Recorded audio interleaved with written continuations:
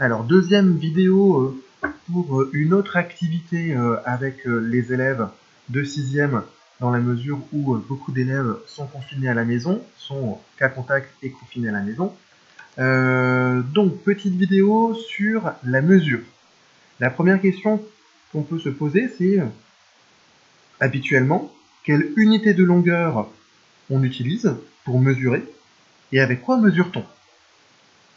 Assez vite, normalement, les élèves, vous pouvez répondre qu'on mesure, bien sûr, avec une règle, comme ceci, et que l'unité de longueur qu'on utilise, c'est symbolisé par le petit 1 qu'il y a là, c'est-à-dire par le centimètre, par 1 centimètre.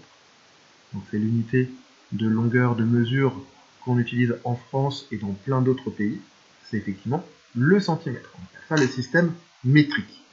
Alors là, pour l'activité d'aujourd'hui, et à partir de maintenant, on va nous aussi essayer de mesurer. Alors, on va mesurer avec des règles que l'on va se faire, que l'on va se créer, donc qui sont à imprimer avec le document que vous avez en pièces jointes.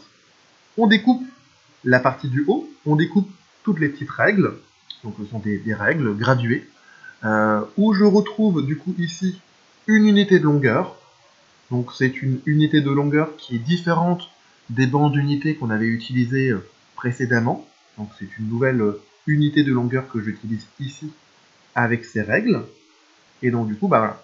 On peut découper sur le côté. Éventuellement, pour plus de praticité par la suite, on peut s'amuser soit à les découper toutes, soit je découpe toutes les règles. Voilà. Soit on fait comme ce que j'ai fait ici, c'est-à-dire que je prépare un pliage qui me permet éventuellement de pouvoir toutes les utiliser juste en ayant à plier mon bout de papier pour pouvoir les utiliser comme je veux. Donc voilà pour la partie préparation. Vous pouvez mettre la vidéo en pause, le temps de faire le petit découpage et le petit pliage, et on se retrouve tout de suite pour l'activité. Alors l'activité, elle est juste en dessous, elle est là. Bon, en fait, l'idée, c'est de, avec ces règles, c'est de mesurer les différents segments. Donc mesurer le segment AE, mesurer le segment AC, AB, AF et AD. Alors, je vous préviens tout de suite, mes règles graduées sont pas parfaites de chez parfaites, et il y a parfois un petit décalage avec le résultat qu'on aimerait obtenir. Vous allez voir, le résultat n'est pas parfait, il faudrait que j'améliore un petit peu mes règles. Alors, si je mets ma règle graduée en dessous, je m'aperçois de quoi? Je m'aperçois déjà que, ici, l'unité correspond au segment AC. Donc du coup, je vais pouvoir dire, alors vous allez me dire, il y a un petit décalage, justement, c'est pour ça que c'est pas parfait. On va dire que c'est parfait, on va dire que c'est super. Le segment AC ici correspond exactement à une unité. Le segment AF correspond à, approximativement, à 2 unités. Donc du coup, on va pouvoir l'écrire. AC correspond à une unité, AF correspond à 2 unités. Il faut du coup ensuite que je cherche pour les autres points. Alors pour le point E, je vais regarder si je plie et que j'utilise l'autre règle, eh bien ça ne fonctionne pas non plus. Le point E il est au milieu de nulle part. Je n'ai pas de graduation qui correspond à mon point E. Je prends une autre règle graduée avec une autre partition de mon unité. Ça ne marche toujours pas. Ça ne marche toujours pas. Ça ne marche toujours pas. Et en fait c'est la dernière. Et en fait au final, en utilisant la dernière, je m'aperçois que le point E, il est exactement à 5 graduations-ci sur ma règle graduée. Donc du coup, je vais regarder combien de graduations j'ai de l'unité, en combien j'ai séparé l'unité. 1, 2, 3, 4, 5, 6, 7, 8, 9, 10. Donc j'ai séparé l'unité en 10 parties. Ça veut dire que sur cette règle graduée, une graduation va correspondre à 1/10 d'unité. Et du coup, AE va représenter combien? 1, 2, 3, 4, 5, 6, 7, 8, 9 dixièmes d'unité. Donc du coup, on va pouvoir écrire que AE, c'est 9 dixièmes d'unité. Voilà pour le point E. Pour le point B,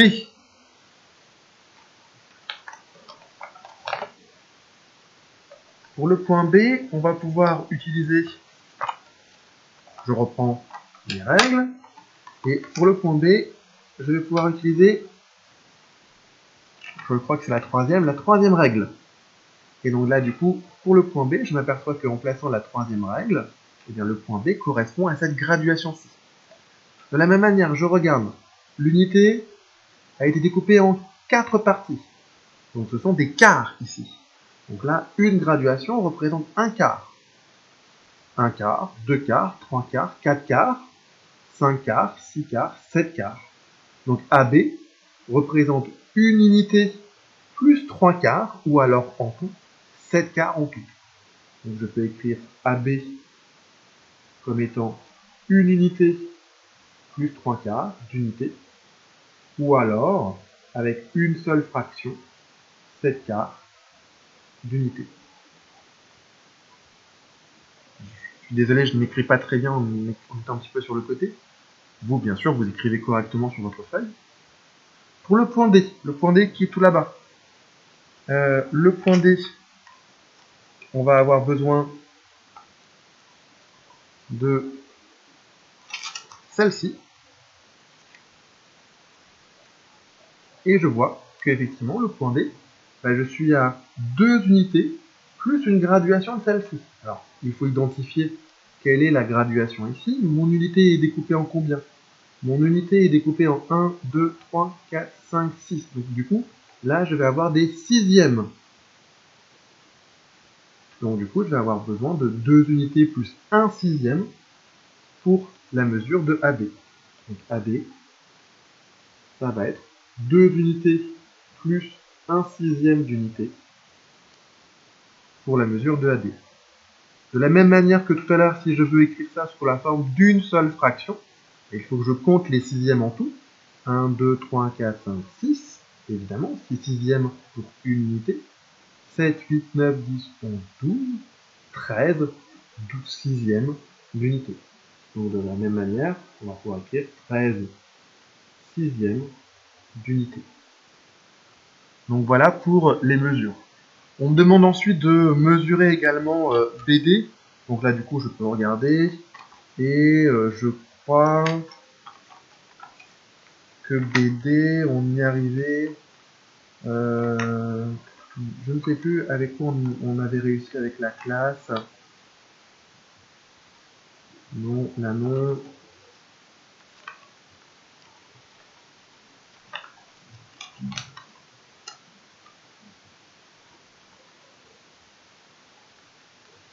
Je ne sais plus ce qu'on avait dit avec la classe.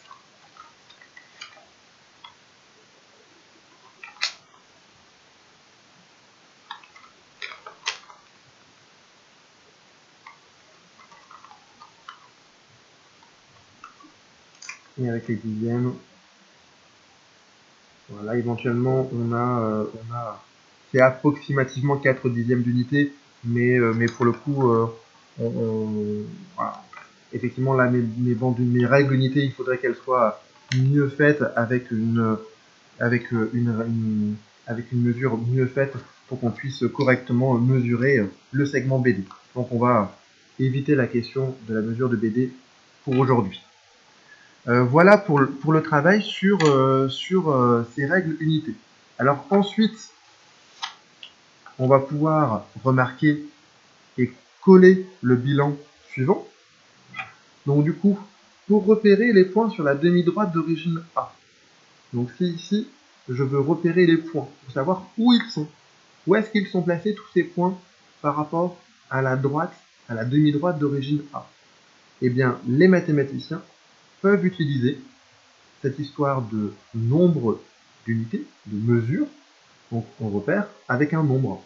Le point C, on va dire qu'il est repéré par le nombre 1, parce que AC, c'est une unité. Le point F, on va dire qu'il est repéré par le nombre 2, parce que AF, c'est 2 unités. Par quel nombre peut-on repérer les autres points marqués par la demi-droite, marqués sur la demi-droite? Le point B, il va être repéré par le nombre 7 quarts, puisque AB, c'est 7 quarts d'unité. Le point D va être repéré par le nombre 13 sixièmes, puisque AD, c'est 13 sixièmes d'unité.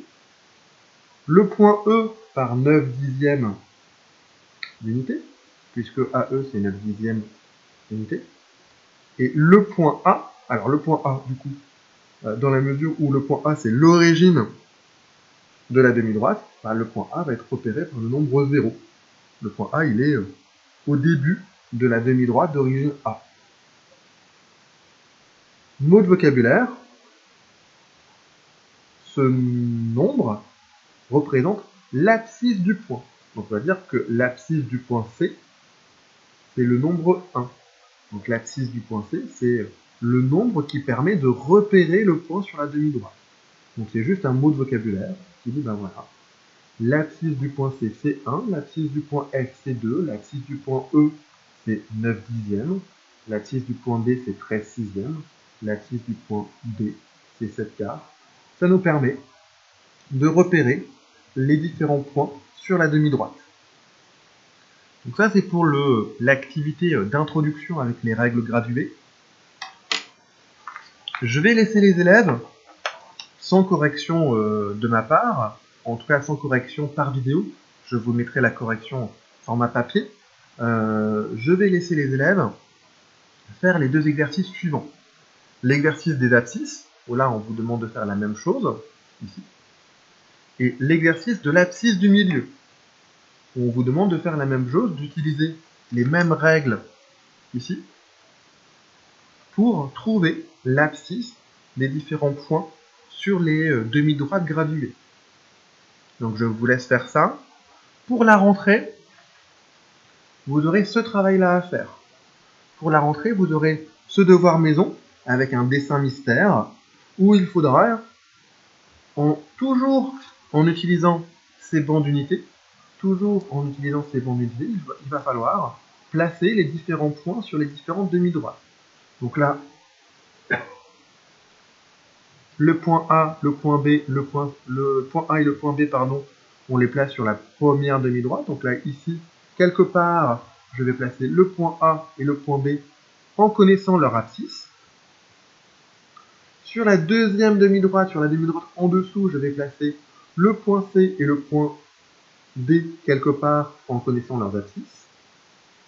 Sur la troisième demi-droite en dessous, je vais placer le point E, qui sera 1/5, qui a pour abscisse 1/5.